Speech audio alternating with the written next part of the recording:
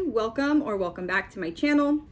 If you watched my video about my curriculum picks for second grade, this was one of our choices. This is what we're going to be using for spelling.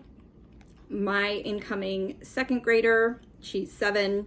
She is quite a strong reader now. We spent a lot of time working on reading last year. So this year we're going to be focused more on writing and spelling. So we're going to be using this, Building Spelling Skills Grade 2. Let's pop it open and do a little flip through.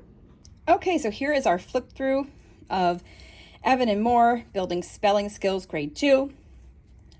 I have not used this yet, but I know if you're like me, you like to be able to see inside a curriculum before you buy it, even if it's not a full review of how it went. It's always nice to know exactly what you're getting into. I am going to use this with my daughter, who will be technically a second grader.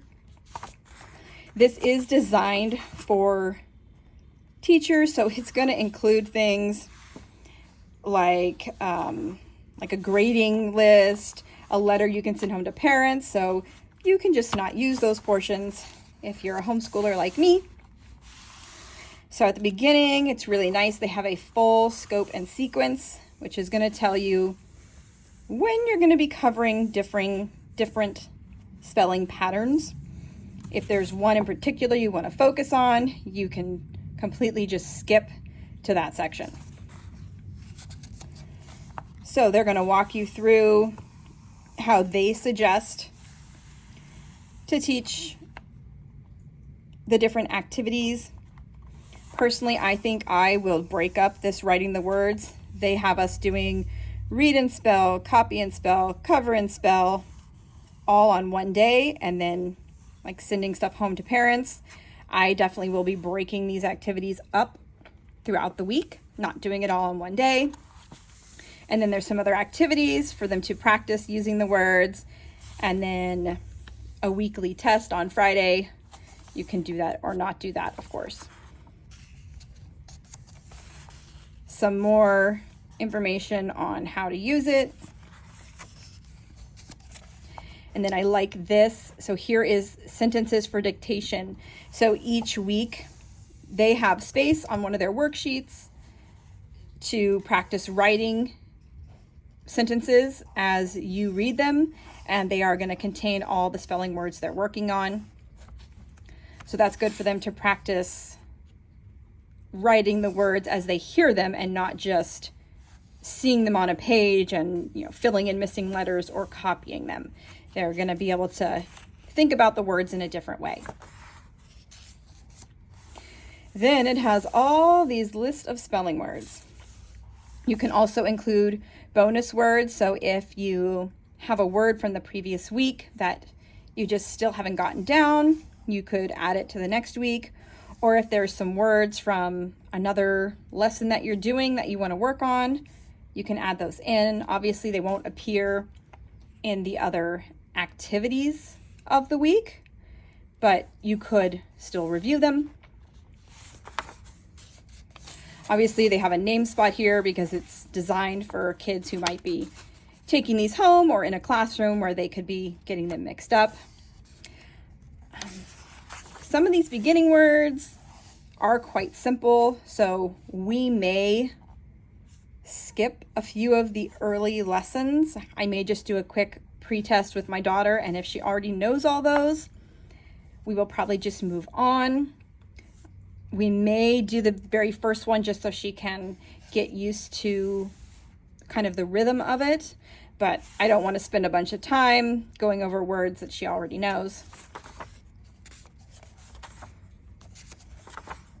So we're just gonna flip through quickly, and let's just walk through the first week.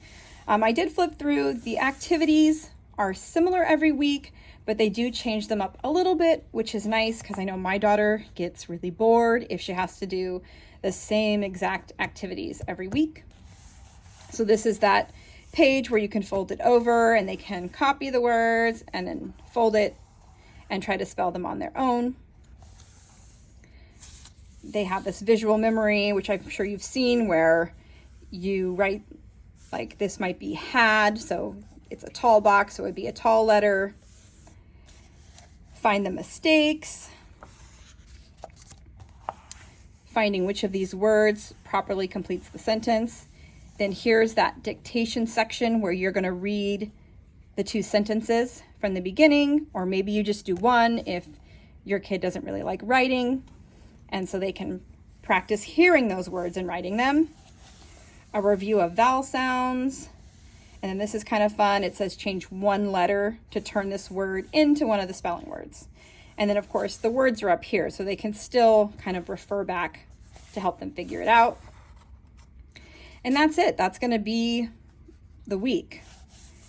And then you'll just keep moving on. There are, I believe, 30 weeks. There are some things in the back that we'll review in a moment. Yeah, so here's the last week, week 30. So you're still introducing new words. It's not a review thing. So here's the spelling recording sheets, which are designed more for teachers. But as a homeschooler, you might want to use something like this so you can kind of keep note of words that you might need to go back and review. It's got a spelling list in case you want to come up with your very own words. You would have to copy this if you wanted to use it more than once. Same with the spelling test sheet. You would have to copy one of these out every time you wanted to do a spelling test. I guess you can use this to make your own word search or crossword puzzle. Again, this is the letter to send home to parents, so homeschoolers don't need that. I do think this is kind of a fun activity to make a little spelling dictionary, and they have the directions here on how to do that. That might be nice for them to refer back to later. A fun little certificate they can color in saying they completed this, and then the master word list in the back here if you want to see exactly what words are going to be in here. And then of course an always helpful answer key, because sometimes we're in a hurry or we're not quite sure of the answer ourselves. So it has all the answers in here to make it nice and easy on us parents. So again, that is Evan Moor, Building Spelling Skills, Grade 2. I think this is a great quick resource for a second grader who needs to practice their spelling.